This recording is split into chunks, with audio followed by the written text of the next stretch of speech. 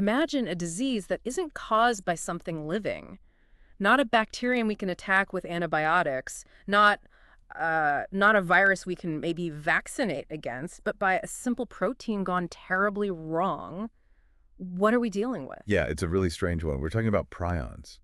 You know, those misfolded proteins that are the root cause of some truly devastating and perplexing brain diseases. Mm. This is really a realm of biology where the very definition of an infectious agent gets, well, it gets a radical shakeup. Exactly. And that's the deep dive we're taking today. We've pulled together a set of fascinating medical science sources that really get into the nitty-gritty of prions. Yeah, the details are pretty crucial here. Right. We're looking at their fundamental biology, the frankly terrifying ways they cause disease, their mysterious origins, the range of conditions they trigger in humans and animals, and the considerable hurdles we face in diagnosing them, preventing them, treating them. It's a lot to cover. It is. Our goal here is to sort of extract the core knowledge from these sources, giving you a really solid grasp of this complex and honestly unsettling subject. But we'll keep it clear, engaging. Right, no drowning in jargon. Definitely not. Get ready for some hopefully profound insights into a truly unique area of science. Consider this your express ticket to becoming well-informed about prions. We'll navigate the scientific details, pinpoint what's most crucial, why it matters, build those connections so you get a comprehensive understanding of these insidious agents. And the big takeaway right at the start. The truly groundbreaking insight here is that a misfolded protein alone can be infectious. That just completely upends our traditional understanding of what causes disease. Okay, so let's really unpack what these prions are. The idea of a disease just coming from a misfolded protein, it's so different from what we usually think of. Almost hard to wrap your head around. It really is a paradigm shift. In essence, prions aren't viruses or bacteria. They're abnormal, misshapen versions of proteins that naturally occur in our bodies, particularly in the brain. Okay. Think of a normal protein like a precisely folded piece of origami. A prion is that same piece of paper, but folded incorrectly. And that incorrect fold has dire consequences. So we all have these normal proteins, the body's standard kit, basically. How do they go rogue? How do they become these problem agents? Well, these normal proteins, the scientific term is PRPC, they can undergo a transformation into the pathogenic form, PRPSC. And this happens through a couple of pathways. Okay. It can happen spontaneously, almost like a molecular fluke just happens. Or it can happen through exposure to existing PRPSC prions from an external source. And once these rogue prions are there, they don't just sit quietly, do they? They start causing trouble, like a cascade. Precisely. That's the truly frightening aspect of PRPSC. Its ability to act as a template. A template. Yeah. It bumps into normal PRPC proteins Yeah. and some, it compels them to misfold into the same abnormal shape. It's like a corrupting influence at the molecular level. It triggers a chain reaction of misfolding. Like bad photocopies making more bad photocopies? That's a good analogy, yeah. A chain reaction of misfolding proteins. Yeah. That sounds like an absolute nightmare scenario unfolding inside the brain. It is. This exponential increase in misfolded PRPSC leads to the formation of plaques, basically clumps of these abnormal proteins building up in the brain tissue. Right. And this buildup disrupts normal brain function, causes neurons to die, and leaves behind these microscopic holes. Ah, hence the spongy appearance. Exactly. That's why these diseases are classified as transmissible spongiform encephalopathies, or TSEs, because the brain literally develops this spongy look from all the cell loss. That microscopic spongy texture is the hallmark. Spongy brain. Yeah, the term itself is just deeply unsettling. And I remember reading these diseases can have incredibly long periods where nothing seems wrong at all. That's a key part of what makes them so insidious, definitely. Prion diseases often have very, very long incubation periods. We're talking years, sometimes even decades. Wow. During this time, the misfolding, the accumulation of prions, it's all happening silently, no outward signs whatsoever. So someone could be walking around completely unaware, harboring these corrupted proteins for years, and then suddenly... And once symptoms finally show up, it signifies a really rapid and irreversible decline. The brain damage is already widespread by then, and the progression of the disease is just swift. And the symptoms themselves sound utterly devastating. You mentioned difficulties with thinking, memory loss, personality changes. It's like the person's very self is unraveling. Exactly. The symptoms directly reflect that widespread degeneration of the nervous system. They can include difficulties with thinking, memory, judgment, personality changes like apathy or, agitation, aggression, confusion, those involuntary muscle spasms, myoclonus, loss of coordination, ataxia, sleep problems like insomnia, slurred speech, vision problems, even blindness, sometimes hallucinations, fatigue, muscle stiffness. It's a truly harrowing list, and the sources are just unequivocally clear on one very bleak point, aren't they? Yes, absolutely. Prion diseases are invariably fatal. Right now, there is no cure. There's no effective treatment to halt or even significantly slow down their relentless progression. So let's dig a bit deeper into the central player, the prion protein itself, PRP. You said it has a normal form and this rogue form. What are the key differences beyond just being good or bad? The crucial distinctions really lie in their three-dimensional structure, their shape. The prion protein, PRP, exists in these two main conformations. Right. There's PRPC, that's the normal cellular form, and POPSC, the pathogenic misfolded isoform. It's all about how the protein chain folds up. Okay, PRPC, the normal, good version. Where do we typically find that in the body, and what's its day job, so to speak? PRPC is found on the surface of many cell types, actually all over the body, but it's particularly abundant in the brain and the nervous system. Structurally, it's mostly made up of what we call alpha helical structures, sort of like coils. Okay. Now, its exact functions are still being worked out, but we think it does several important things. Neuroprotection, helping shield neurons. Cell adhesion, signaling between cells, handling copper metabolism, maintaining the myelin sheath around nerve fibers, even regulating our sleep-wake cycles or circadian rhythms. Quite a few potential roles, and importantly, PRPC is soluble, meaning it dissolves in detergents, and it can be broken down by enzymes called proteases. The cell can clean it up. okay, so a regular helpful protein doing its job. Now let's flip to its sinister counterpart, PRPSC. Same basic building blocks, but a totally different structure and behavior. Precisely. The amino acid sequence, the fundamental chain of components, it's identical in PRPSC to PRPC. But the way it's folded in 3D space is drastically different. PRPSC has a much higher amount of what are called beta sheet structures. Think more like flattened strands compared to those alpha helices in PRPC. And that structural change is the key. That seemingly small structural change unlocks all its sinister new properties. It makes it incredibly resistant and infectious. Just a rogue molecule with devastating consequences. And these sinister properties are what make it so incredibly dangerous. Exactly. PRPSC becomes insoluble in detergents, so it's hard for the body's natural cleaning mechanism to get rid of it. It's also highly resistant to proteases, those enzymes that normally break down protein, so it just accumulates relentlessly. Never get cleared out. Right. And most critically, it's infectious in that unique way we talked about. It can compel normal PRPC molecules to adopt its misfolded PRPSC form, that self-propagating nature. This leads to aggregation, the clumping together of PRPSC molecules, eventually forming those amyloid fibrils or plaques that are toxic to brain cells. It's like a molecular zombie apocalypse, turning good proteins bad. That's a very apt analogy, actually. Yeah. Now, the sources also mention something about prion strains.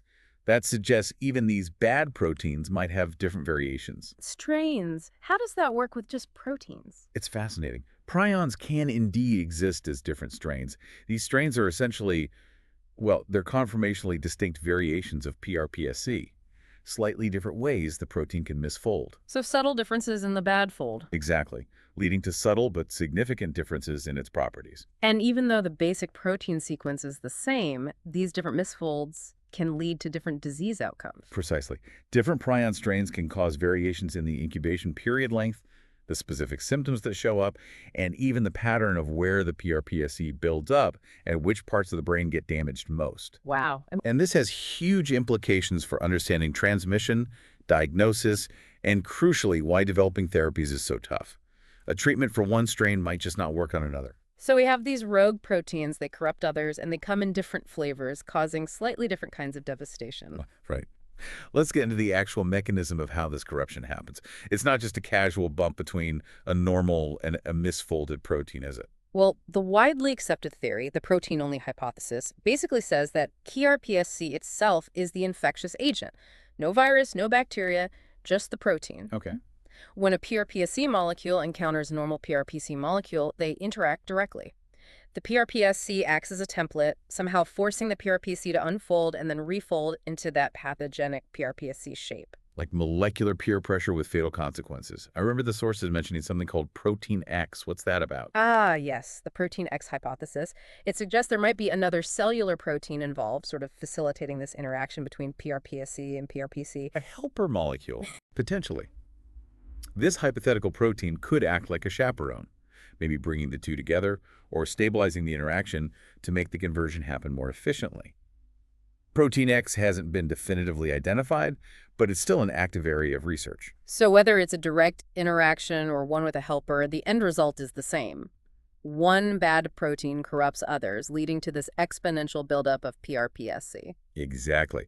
And because PRPSC is so remarkably resistant to being broken down by the cell's normal protein disposal systems, it just keeps accumulating, As this builds up and up. leading to those insoluble amyloid aggregates or plaques we discussed. And these are believed to be directly toxic to neurons, messing up their function and ultimately killing them. And this widespread death of neurons, that's what gives the brain that characteristic spongy look we talked about earlier. That's correct. As the neurons die off because of the toxic effects of PRPSC and the plaques, they leave behind these microscopic empty spaces. That gives the brain tissue that spongiform appearance. And this neuronal loss is usually accompanied by gliosis. That's the proliferation of glial cells, the brain's support cells, trying to respond to the damage. It's a sign the brain is fighting a losing battle, basically. It's a truly devastating process at the microscopic level. Okay, let's shift gears slightly. How do these prion diseases actually start? The sources outline three main pathways, starting with the most common and maybe the most mysterious one, sporadic origin. Yes, sporadic prion diseases. They account for the vast majority of human cases, something like 85%. hmm And they are particularly perplexing. Why is that? Because in these cases, like sporadic Creutzfeldt-Jakob disease or SCJD, there's no known genetic mutation, no identifiable exposure to an external source of prions. It just seems, Well, it seems that for reasons we don't fully understand, a normal PRPC protein spontaneously misfolds into the rogue PRPSC form. Just happens. wow. So given how efficient this chain reaction is, the idea it could just start randomly, like one domino falling for no reason, Yeah. that's particularly unnerving. It is. Spontaneous misfolding. It's like a molecular glitch, a random error in the cell's intricate machinery, but with these devastating consequences. And we don't know the trigger. The precise trigger remains elusive. It could be, maybe, random thermal fluctuations causing the protein to momentarily adopt an unstable shape that then gets locked into the PRPSC fold. Or perhaps some subtle, unknown cellular factors nudge it along. It's a very active area of scientific investigation. Still a bit of a mystery. That is quite unsettling. The thought it could just happen to anyone, seemingly out of the blue. Okay, the second pathway is genetic predisposition. How does that increase the risk? Right, so in about 10 to 15% of cases, prion diseases are inherited. Individuals with these genetic forms carry specific mutations in the PRNP gene. The gene that makes the prion protein. Exactly. The gene that provides the instructions for making the normal PRPC protein. These mutations don't directly create the misfolded prion, but they change the structure of the normal protein slightly. Making it unstable. Yeah, making it less stable and more prone to spontaneously misfolding into that PRPSC form, especially as the person gets older. Once that first misfolding event happens, the chain reaction takes over. It's like having a genetic vulnerability, a protein that's just sort of waiting for the wrong moment to flip. Like a ticking time bomb, almost. Right. And the sources list a few examples of these inherited prion diseases. Yes, there's familial Creutzfeldt-Jakob disease, FCJD, which clinically looks a lot like sporadic CJD, but it's passed down in families. Then there's Gerstmann-Stoessler-Scheinker disease, or GSS. Yeah. That's rarer, progresses more slowly, often with significant problems with coordination ataxia. Oh, yeah. And maybe the most uniquely disturbing is fatal familial insomnia, FFI. A specific PRNP mutation leads to this cascade, starting with severe, intractable insomnia, and then progressing to a breakdown of the autonomic nervous system. Fatal insomnia. The name alone is chilling. So those are origins from within, either spontaneous or genetic. The third pathway is acquired transmission, meaning the rogue prions come from an external source. This sounds like it could happen in several ways. It can, yeah. The sources detail a few routes: dietary exposure, iatrogenic routes, meaning through medical procedures, and even potential environmental exposure. Let's start with diet. Okay. Dietary exposure is starkly illustrated by Kuru, that historical epidemic in Papua New Guinea. Transmission happened through the ritualistic consumption of brain tissue from deceased relatives who had the disease. Right, a practice that thankfully stopped. Yes, and stopping those practices led to its near disappearance. A more recent and globally significant example is variant Creutzfeldt-Jakob disease, VCJD. That's been definitively linked to eating beef contaminated with the prions that cause BSE, bovine spongiform encephalopathy. Mad cow disease. Exactly, mad cow disease in cattle. In that case, the rogue prions managed to jump the species barrier from cows to humans. That was a really frightening period, the whole mad cow scare, huge public health crisis. It really was. And then there are the iatrogenic routes transmission through medical procedures. That's a particularly unsettling thought. It is. Because these misfolded prions are extraordinarily resistant to conventional sterilization methods, there have been these tragic cases of transmission through contaminated neurosurgical instruments.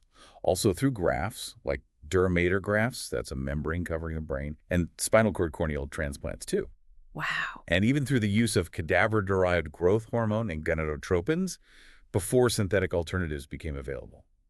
So procedures meant to help ended up transmitting the disease. In rare cases, yes. Fortunately, much stricter sterilization protocols and the widespread use of synthetic products have made this kind of iatrogenic transmission extremely rare today, thank goodness. And finally, environmental exposure. This seems especially relevant when we talk about prion diseases in animals, right? Absolutely. Chronic wasting disease, CWD, in deer, elk, moose, and reindeer is the prime example here.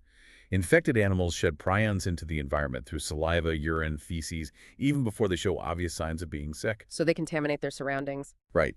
And these prions can bind to soil, even get taken up by plants, and they remain infectious for potentially years, creating these contaminated environments that can then infect other susceptible animals. Scrapie in sheep and goats can similarly contaminate pastures. Is there a risk to humans from this environmental contamination? Well, that's the big question, isn't it? There are no confirmed cases of human transmission from environmental exposure to CWD or scrapie prions yet, but the possibility is a concern, and it's definitely an active area of research. Okay. So whether it's a spontaneous molecular misstep, an inherited vulnerability, or this invasion from an external source, the end result is the same terrifying cascade of prion misfolding and brain destruction. Let's focus now on the specific human prion diseases the sources outline. It's a grim spectrum. It really is. Creutzfeldt-Jakob disease, CJD, is the most well-known, and as we've touched on, it shows up in several forms. Right, the sporadic kind. Sporadic CJD, SCJD, is the most common, arising without a clear cause, typically hitting people in late middle age and progressing very rapidly. Dementia, coordination problems, death usually within months. And the variant form. Variant CJD, VCJD, linked to mad cow disease, tends to affect younger people. Often starts with psychiatric or behavioral symptoms before the neurological decline kicks in. It usually has a slightly longer course than SCJD. Then there's the familial and the iatrogenic. Exactly. Familial CJD, SCJD, is inherited, caused by those PRNP gene mutations, clinically similar to SCJD. And Iatrogenic CJD, ICJD, is that rare form from accidental medical transmission. beyond CJD, there are other human prion diseases, though even less common. Yes. Gerstmann-Streusler-Scheinker disease, GSS, very rare, inherited, slower progression, often over years with prominent coordination issues, that ataxia. And fatal insomnia. Fatal insomnia FFI. occurs in both the inherited form, FFI, and an extremely rare sporadic form, SFI. The defining feature is that severe, relentless insomnia that just spirals, leading to total breakdown of bodily functions, death. Just awful. Then there's Kuru, the historical one linked to cannibalism. Significant case study for transmissibility. More recently, scientists identified variably protease-sensitive prionopathy, VPSPR, a sporadic form with some atypical features, maybe psychiatric symptoms first, speech problems, longer duration than typical SCJD, And one more. an exceptionally rare inherited one characterized by chronic diarrhea and autonomic nervous system damage, with cognitive decline coming later. There's a truly diverse range of conditions, but they all share that devastating, irreversible progression. The sources really hit home the comprehensive toll, cognitive decline, motor problems, profound psychiatric changes. It's not just losing memories, it's like the erosion of the person themselves. Precisely. And you have to think about the emotional and psychological burden on the patients, of course, but also immensely on their families.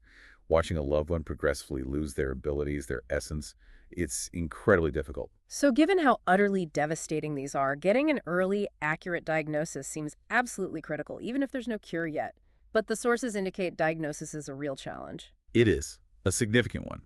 Early diagnosis is tough because the initial symptoms can be vague. They can easily mimic other more common neurological conditions like Alzheimer's or Parkinson's. So it gets missed initially? Often, yes. Yeah. By the time more specific telltale signs emerge, like the rapid decline, the myoclonus' substantial and irreversible brain damage has often already happened. So how do doctors approach it? Well, the process usually involves a really thorough clinical evaluation. Doctors look for that rapid progression of characteristic symptoms, dementia, ataxia, myoclonus, while also working hard to rule out other possibilities. What about tests?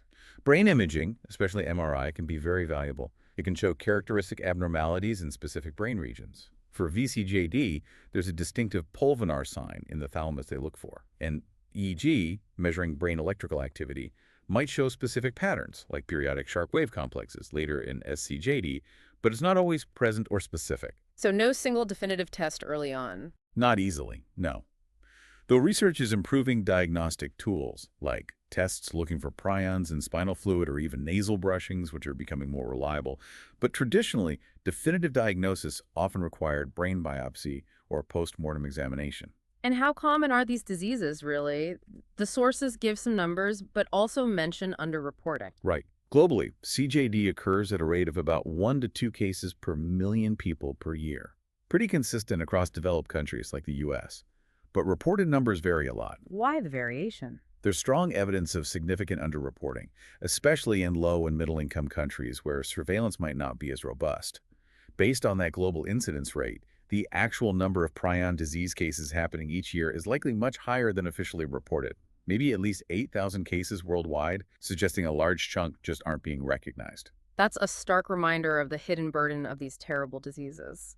Okay, let's shift focus now to the animal prion diseases. The sources paint a picture of not just animal suffering, but big economic and ecological impacts too. Absolutely. Animal prion diseases aren't just a veterinary issue. Scrapie in sheep and goats has been known for centuries. It causes intense itching, neurological decline, death, huge losses for farmers. And then BSE happened. And then bovine spongiform encephalopathy, mad cow disease, emerged in the UK in the 80s, linked to feeding cattle contaminated meat and bone meal.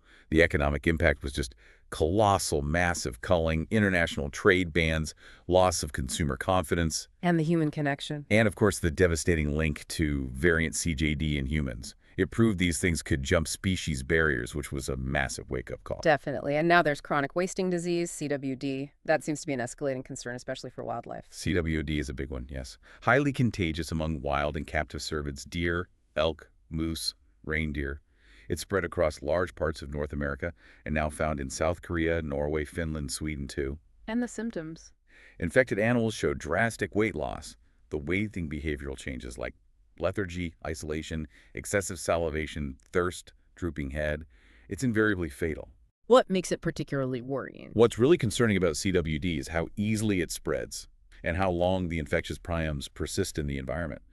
We mentioned shedding through saliva, urine, feces, binding to soil, plants, remaining infectious for years, maybe decades. It's a serious ecological threat. And the human risk from CWD? Still unclear. Still unclear, technically. No confirmed cases of CWD transmission to humans yet, but that experimental studies show CWD prions can infect humanized mice and non-human primates under lab conditions. So public health advice is cautious. Don't eat meat from animals that look sick or test positive. Get deer and elk tested in affected areas. The long incubation periods mean if human cases were occurring, they might take years to show up. It's a watching brief. The idea of prions just persisting in the environment is really disturbing. It makes the environment itself a reservoir for disease. That's a critical point. Prions sent from infected animals, saliva, urine, feces, decomposing carcasses, they can survive outside a host for remarkably long times. How resistant are they? Exceptionally stable. They resist high heat, UV radiation, many common disinfectants, even enzymes that normally break down proteins. Wow. And they bind tightly to soil particles, like clays and quartz. This seems to protect them from breaking down and might even make them more infectious. They can stay infectious in soil for years. Can they get into water or plants? There's concern about potential waterborne transmission if prions leach into water sources, though direct evidence is limited. And yes, emerging research suggests plants can actually uptake prions from contaminated soil through their roots, holding them in their tissues. That could be another route for grazing animals. So these aren't just fleeting pathogens, they're persistent ecological hazards. That must make containment incredibly difficult. Precisely, conventional environmental decontamination methods, Yeah. largely ineffective against prions. Big solutions like removing contaminated soil are often just impractical or too damaging. So the focus really has to be on preventing more contamination. Careful management of infected animals and their remains is key. Okay. Given there are no effective treatments, prevention and control seem absolutely paramount. The sources outline a multi-pronged approach for this, right? Yes, with these invariably fatal conditions, prevention is everything. In healthcare, that means incredibly strict sterilization and decontamination protocols for medical instruments, especially for neurosurgery. Using specialized chemical treatments plus high-temp autoclaving, enzymatic cleaners, standard methods just aren't enough. Disposable equipment, too. Preferentially using disposable equipment, absolutely, and rigorous screening of blood and tissue donors based on family history, past treatments like growth hormone, potential BSE exposure, though there's still no routine blood test for most prion diseases. And in food and farming, learning from BSC. Definitely. The hard-learned lessons from BSE led to strict feed bans prohibiting mammalian meat and bone meal for ruminants, removing specified risk materials, SRM's brain, spinal cord, etc., for the food and feed chain. Plus, ongoing surveillance, testing cattle for BSE. Similar programs exist for scrapie in sheep and goats, flock certification, breeding for genetic resistance, culling, surveillance. What about controlling CWD in wildlife? That sounds almost impossible. It's incredibly challenging. Strategies include surveillance testing, hunter-harvested and road-killed animals, population management in some areas like targeted culling or changing hunting rules, though effectiveness varies, and providing really clear guidelines for hunters. Wear gloves when field dressing, minimize contact with brain and spinal tissue, get animals tested, dispose of carcasses properly in designated landfills or incinerators, not just leaving them out in the environment. So preventing environmental loading is key there, too. Exactly. And underpinning all of this is public health awareness. Educating medical staff, informing hunters, promoting prompt reporting of suspected cases. It's about building robust barriers against prion propagation. It sounds like a formidable, multi-layered defense system trying to keep these rogue proteins contained. Yet despite all this, actually developing effective drugs remains a huge challenge. It undeniably does. There are so many hurdles. The diseases are rare, which makes large clinical trials really difficult. Not enough patients. Right, hard to get the numbers needed to prove a drug works.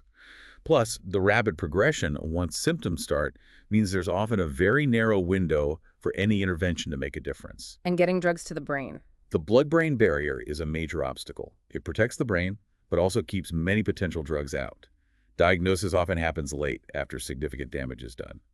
And then there's the issue of different prion strains. A drug for one might not work on others. So it sounds quite bleak on the treatment front. It's very challenging, but research hasn't stopped. There are ongoing efforts, for example, exploring things like antisense oligonucleotides, ASOs. These are molecules designed to reduce the production of the normal prion protein itself. Less fuel for the fire, potentially. Reducing the raw material. Exactly.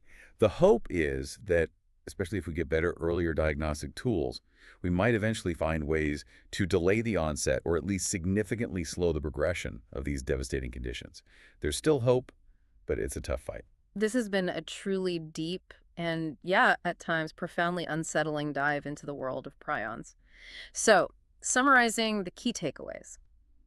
We've learned these misfolded proteins are unique, frankly terrifying agents of disease because they're not alive yet infectious, because of their self-propagating corruption, because they're so incredibly resilient. Right. And we've explored the three main ways they arise: sporadic, genetic, acquired. We've looked at the whole spectrum of human and animal diseases they cause, the serious environmental challenges they pose because they stick around for so long.